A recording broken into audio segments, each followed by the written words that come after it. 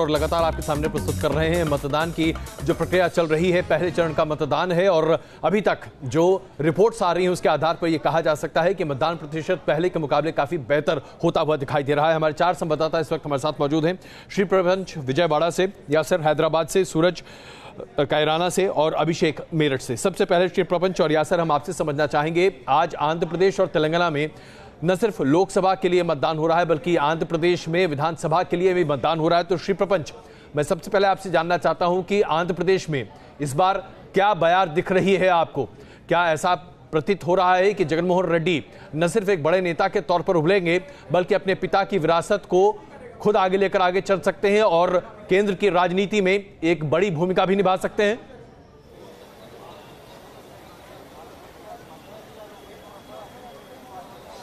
हम बता दें कि यहाँ पे आंध्र प्रदेश में करीब 25 लोकसभा सीट्स है और 175 विधानसभा सीट्स है। हम ये भी बता दें कि यहाँ पे आज सुबह से वोटिंग अच्छी तरह चल रहा है। इनफैक्ट यहाँ पे ये एक चीज़ देखने को मिल रहा है कि यहाँ पे सिर्फ रीजनल पार्टीज का ही बीच में ही यहाँ पे चुनाव लड़ा जा रहा है। हम बता दें कि यहाँ पे एक ट्री कॉर्नर फाइट है। एक है टीडीपी जो चंद्रबाबू नायडू का है, वाईएसआरसीपी जगन रेड्डी और पवन कल्याण की जनसेना को एक एक्स फैक्टर की तरह, एक गेम चेंजर की तरह देखा जा रहा है। यहाँ पे एक सीधे की टक्कर बिटवीन टीडीपी की चंद्रबाबू नायडू और जगन रेड्डी के बीच में ही है। नेशनल पार्टीज की अगर भूमिका देखी जाए तो बहुत ही कम ही दिखाई दे रही है। बीजेपी और कांग्रेस नहीं के बराबर ही यहाँ पे देखी जा रही है, क्योंकि यहाँ के लोगों की मंशा एक ही है कि यहाँ पे जो रीजनल पार्टीज है वही यहाँ के रीजनल प्रॉब्लम्स को सॉल्व कर सकती है। यहाँ पे एक मेजर मुद्दा जो आंध्र प्रदेश में है वो है बाइफर्केशन के बाद स्पेशल स्टेटस का दर्जा आंध्र प्रदेश को अभी तक नहीं मिला है।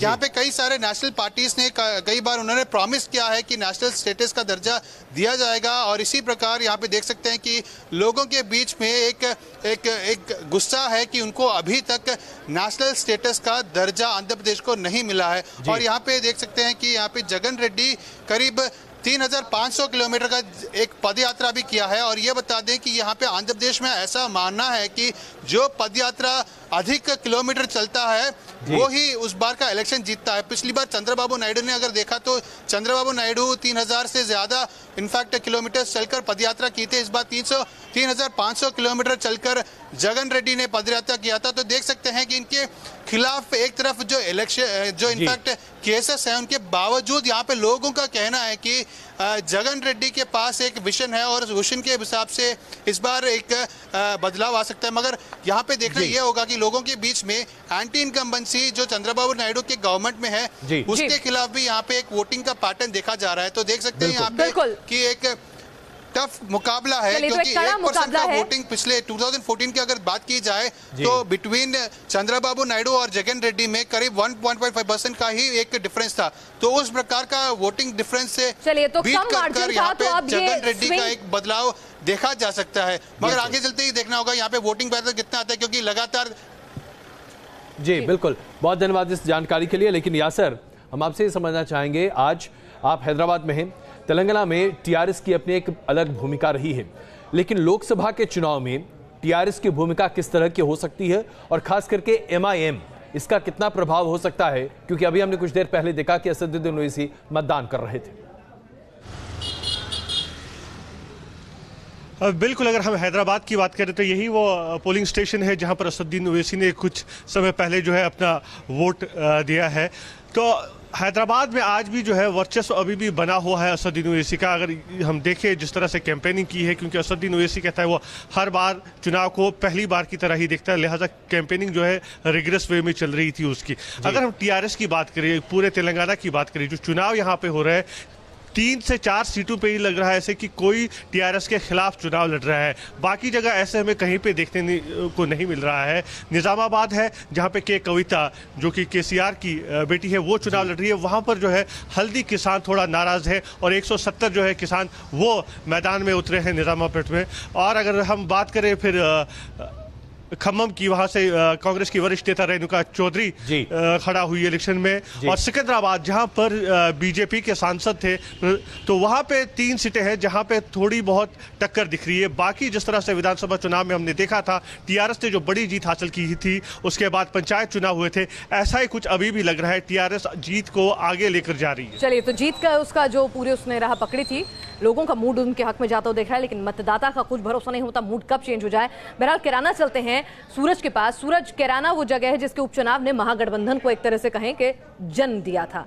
तो आज जब वोटर लोकसभा के लिए अपने मताधिकार का इस्तेमाल करने के लिए निकल रहा है, तो क्या कुछ जहन में है? महागठबंधन का कितना प्रभाव ग्राउंड जीरो पर देखा जा रहा है? कैराना मॉडल आसपास की कितनी सीटों पर असर डालता हुआ आपको दिख रहा है?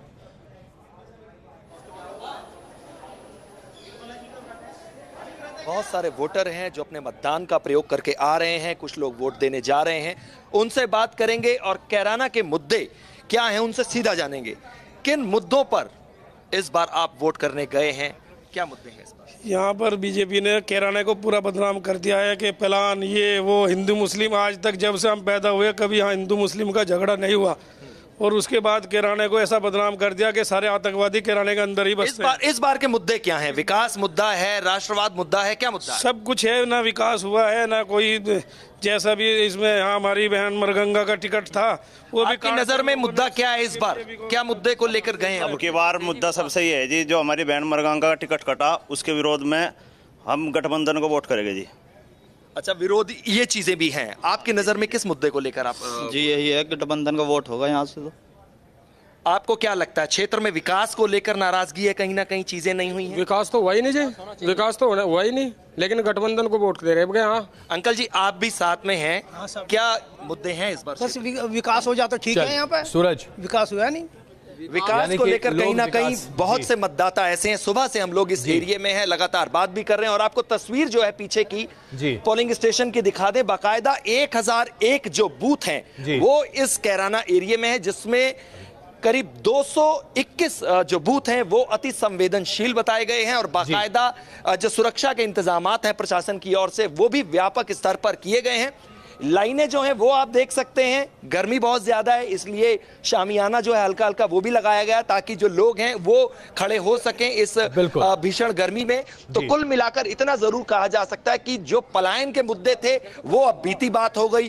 कैराना जो है वो विकास की बात कर रहा है, विकास के मुद्दे को लेकर लोग आगे बढ़ रहे हैं और चाहते यही है कि क्षेत्र का विकास हो, ऐसे उम्मीदवार को वो चुने। बिल्कुल, अभिषेक हमारे साथ मौजूद है। अभिषेक, मेरठ को पश्चिमी उत्तर प्रदेश का थर्मोमीटर, बैरोमीटर सब कुछ माना जाता है, और वो इसलिए क्योंकि मेरठ ने बड़े पैमाने पर पश्चिमी उत्तर प्रदेश की राजनीति को प्रभावित किया है। मेरठ में क्या हवा है?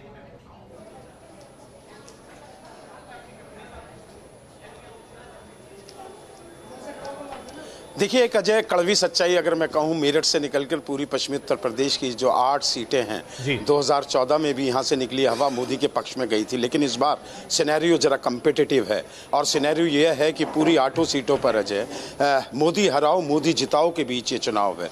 बात कोई भी करे विकास की और दूसरे मुद्दों की, लेकिन जब ग्राउंड जीरो पर हम आते हैं, वोटर्स के बीच जाते हैं, रैलियाँ सुनते हैं और कवरेज करते हैं, तो निकल के आता है कि एक धड़ा मोदी हराने पर उतावला है तो दूसरा धड़ा मोदी जिताने के लिए बेचैन है। कुल मिलाकर ये बेचैनी और उतावलापन जो है इस इलेक्शन में दिखाई दे रहा है। लेकिन सबसे अफसोसजनक बात अभी तक मेरठ के इस चुनाव में और आसपास की सीटों से जो निकल कर आ रही है वो ये निकल के आ रही है कि मतदान प्रतिशत थोड़ा सा कम रह रहा है।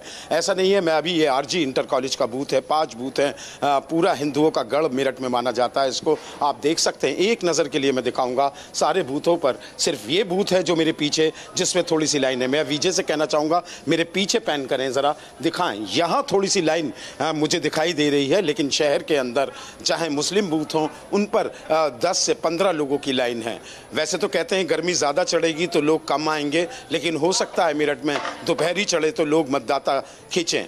अभियान चलाए गए, सब कुछ चलाए गए, लेकिन अभी मतदान प्रतिशत कम है। 9 बजे तक केवल 10% है, अब 10:30 का वक्त हो रहा है, 11 बजे फिर से लेटेस्ट अपडेट आएगी, उसमें देखना होगा अजय कितना मतदान प्रतिशत हुआ है। बिल्कुल, बहुत धन्यवाद। इसमें कोई शक नहीं है कि पूरे पश्चिमी उत्तर प्रदेश में आज, या यूं कहें कि देश भर में दरअसल एक धड़ा है जो प्रधानमंत्री नरेंद्र मोदी को हराने पर है, दूसरा प्रधानमंत्री नरेंद्र मोदी को जिताने पर है। ये पूरा का पूरा चुनाव अगर देखा जाए तो शायद प्रधानमंत्री नरेंद्र मोदी के लिए ही लड़ा जा रहा है, या यूं कहें कि शायद प्रधानमंत्री नरेंद्र मोदी ही खुद अपने लिए चुनाव लड़ रहे हैं। कुछ इस तरह की स्थिति यहां पर उत्पन्न हो रही है। नाज, बिल्कुल, ग्राउंड जीरो पर इसी तरह की तस्वीर हमें देखने को भी मिली थी। जरा एक बार फिर से अभिषेक का रुख करते हैं। अभिषेक, अगर आसपास की सीटों की बात करें, मैं आपके पास दोबारा आऊंगी, लेकिन इस बीच जम्मू कश्मीर से भी रिपोर्ट आ रही है कि वहां पर अच्छा टर्नआउट जो है देखने को मिल रहा है और आतंकवाद प्रभावित इलाकों में बुलेट का जवाब बैलेट से दिया जा रहा है। सुबह से ही लोग गणतंत्र को जवाब देने के लिए वोटतंत्र के जश्न में शामिल होने पहुंचे हैं।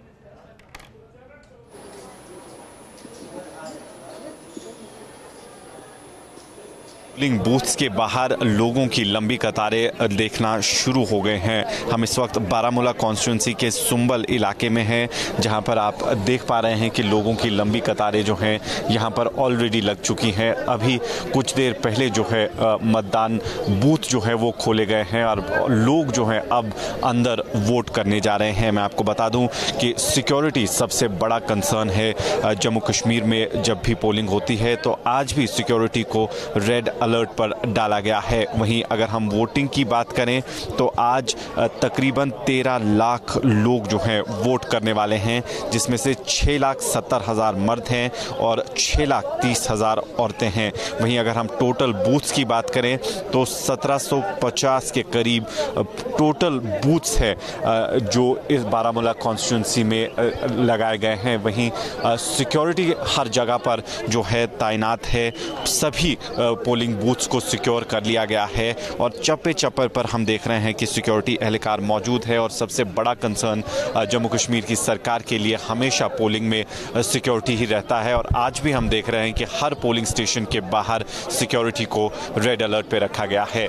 वीडियो जर्नलिस्ट मोहम्मद यूनुस के साथ Idris loan, news nation, Bandipore.